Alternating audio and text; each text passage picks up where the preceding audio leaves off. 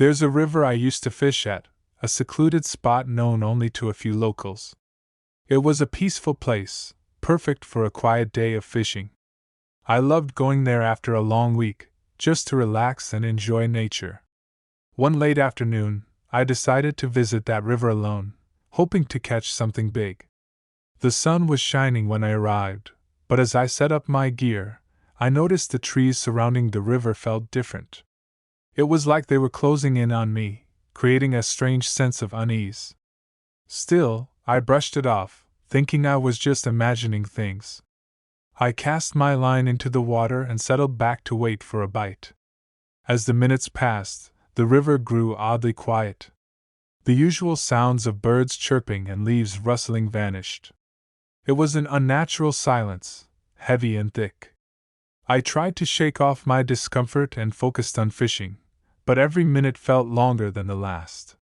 Then, out of the corner of my eye, I saw a figure standing on the opposite bank. It was a man, dressed in old clothes, just standing there and staring at me. I called out to him, but he didn't move or say a word. My heart raced as I felt a chill run down my spine.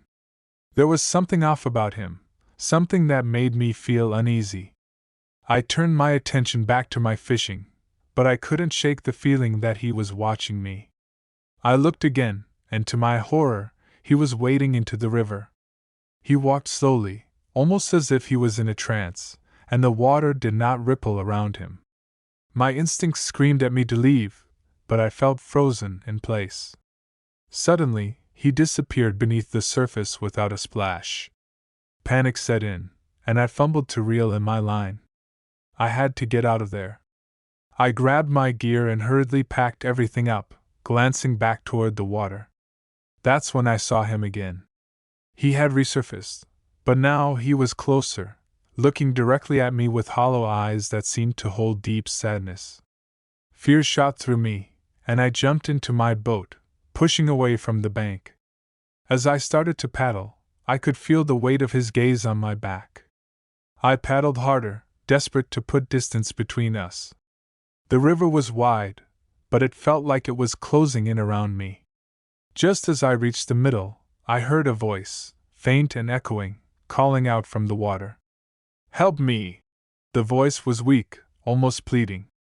I turned my head to look, but there was nothing but the surface of the river. My heart raced even faster, and I paddled with all my strength, trying to escape whatever was happening. Finally, I reached the shore and pulled my boat onto dry land. I stumbled out, my legs shaky and weak. I looked back at the river, but everything seemed normal again. The man was gone, and the silence had lifted. Birds were chirping, and the sun was shining brightly. It was as if nothing had happened. I never went back to that river after that day. I couldn't shake the feeling of that man's eyes on me and the ghostly voice that called out from the water. I shared my experience with a few friends, but they thought I was just being dramatic. They didn't understand what I had felt. Later, I learned that many believed the river was haunted by the spirit of a man who had drowned years ago.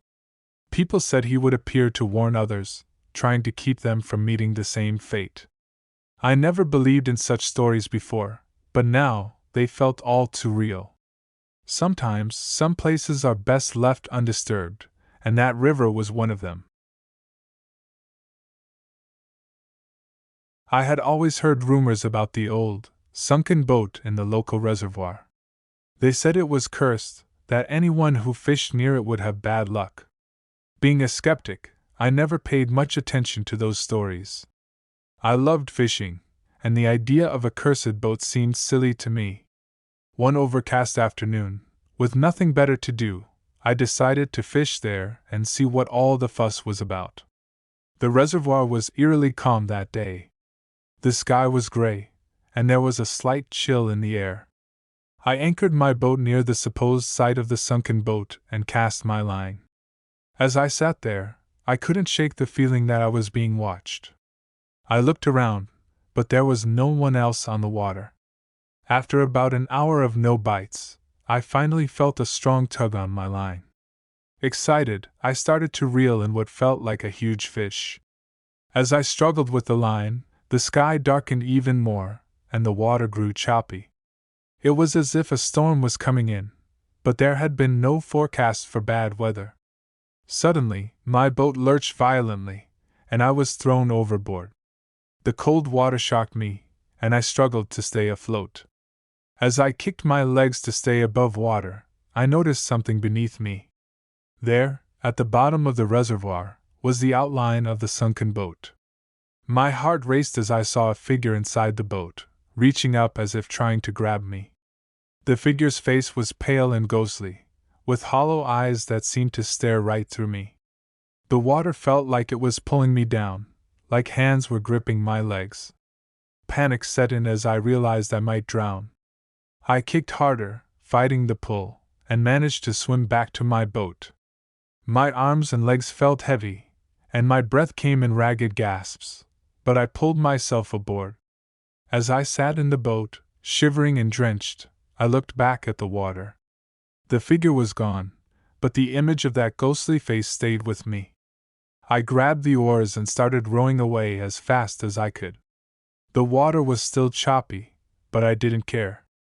I just needed to get away from that place. When I finally reached the shore, I was exhausted. I pulled the boat onto the bank and sat down, trying to catch my breath. As I looked back at the reservoir, I saw the water had calmed, and the sky was clearing. It was as if nothing had happened. But I knew what I had seen. I told a few friends about my experience, but most of them just laughed it off. They said I was imagining things, that I had probably hit my head when I fell overboard. But I knew the truth. I had seen something in that water, something that didn't want me there. I did some research and found out that the sunken boat had belonged to a fisherman who had disappeared years ago. People said his ghost haunted the reservoir, still trying to catch fish even in death. Some believed that his spirit was angry because he had died alone, and he didn't want anyone else to fish in his spot. I've never returned to that reservoir, and every time I think about that sunken boat, a shiver runs down my spine. I still love fishing, but I'm more careful about where I go now. There are some places better left alone, and I've learned to respect the stories and warnings. Sometimes they're not just stories. One summer, my friends and I decided to fish at an old, abandoned pier known for its big catches. We were eager to reel in some impressive fish, so we set up our gear and started fishing just before dusk. The sky was a beautiful mix of oranges and pinks as the sun set, and we were excited for a fun night. As the sun set and darkness fell, an old man approached us. His clothes were tattered, and his eyes were wide with what looked like fear. He warned us to leave, saying that strange things happened at the pier after dark. We laughed it off, thinking he was just trying to scare us. After all, it was just an old pier, right? Around midnight, I hooked something massive. As I struggled to reel it in, a thick fog rolled in, engulfing the pier. The fog was so dense we couldn't see more than a few feet in front of us. My friends and I joked about the spooky atmosphere, but deep down, we all felt a bit uneasy. Suddenly, my friend screamed. He had seen something in the water, a pale face staring up at him from beneath the surface. We all froze, looking at the water. More faces appeared, ghostly and expressionless, just beneath the surface, illuminated by the moonlight. The faces looked sad and lifeless, their eyes wide open and staring straight at us. Panicked, we dropped our gear and ran back to our car. My heart was pounding as I glanced back over my shoulder. The fog seemed to follow us, and the faces in the water multiplied, their expressions growing more desperate. We stumbled over each other, desperate to get away. When we reached the car, we jumped in and drove away as fast as we could. When we looked back, the fog had lifted, and the pier was empty. We sat in the car, trying to catch our breath and process what had just happened. None of us spoke for a while, the fear still fresh in our minds. The next day, we told some locals about our experience.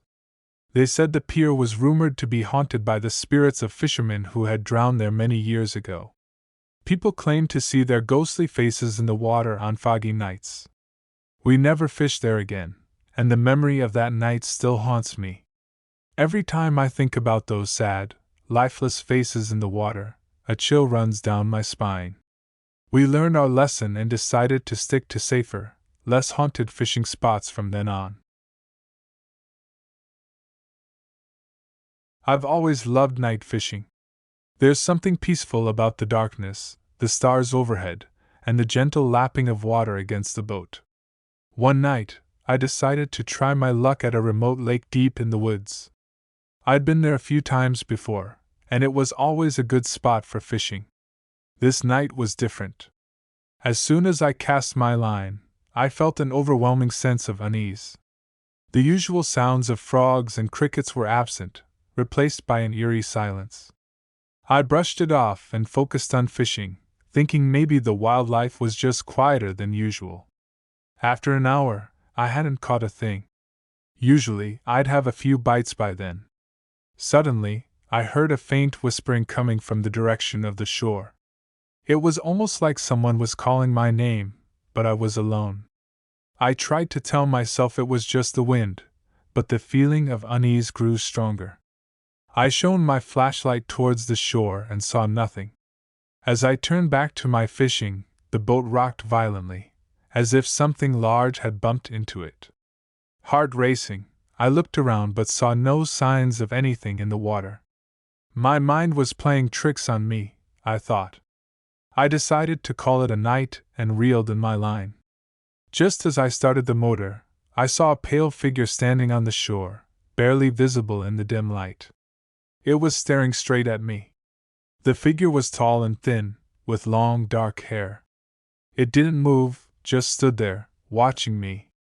I felt a chill run down my spine. I sped away, glancing back only once. The figure was gone. I told myself it was just a trick of the light, but deep down, I knew it wasn't. I've never returned to that lake, and I never will. The next day, I told a friend about my experience. He said that the lake was rumored to be haunted by the spirit of a woman who had drowned there many years ago. People claimed to see her ghost on the shore, especially on quiet nights. I had always dismissed those stories as nonsense, but now I wasn't so sure. Even now, years later, I can't shake the memory of that night. The silence, the whispering, and that pale figure on the shore haunt my dreams. I've learned to respect the unknown and to trust my instincts. Sometimes, the best fishing spots are the ones you leave alone.